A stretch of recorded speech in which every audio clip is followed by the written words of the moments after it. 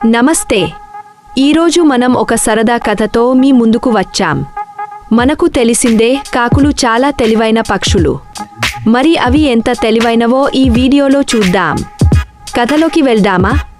ఒకరోజు ఒక కాకి ఆకలితో అటూ ఇటూ వెతుకుతోంది.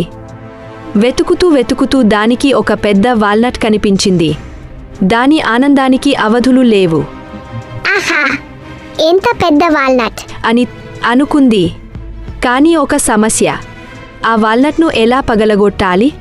దాని ముక్కుతో పగలగొట్టడానికి ఎంత ప్రయత్నించినా కుదరలేదు.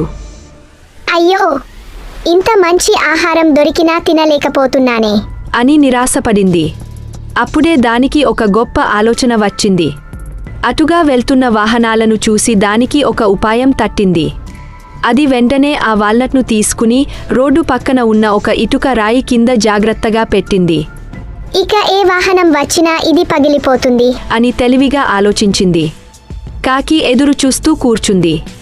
కొంత సమయానికి అటుగా ఒక కారు వచ్చింది.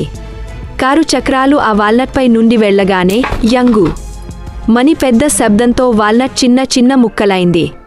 కాకి ఎంత సంతోషించిందో! అది వెంటనే ఆ వాల్నట్ చిన్న ముక్కలను ఏరుకుని కడుపు నిండా తిని ఆనందంగా ఎగిరిపోయింది. ఈ కథలో నీతి ఏమిటి? కాకి తన తెలివితేటలతో ఆకలిని తీర్చుకుంది కదా, అలాగే మనకి కూడా సమస్య వచ్చినప్పుడు నిరాశపడకుండా తెలివిగా ఆలోచిస్తే దానికి పరిష్కారం దొరుకుతుంది.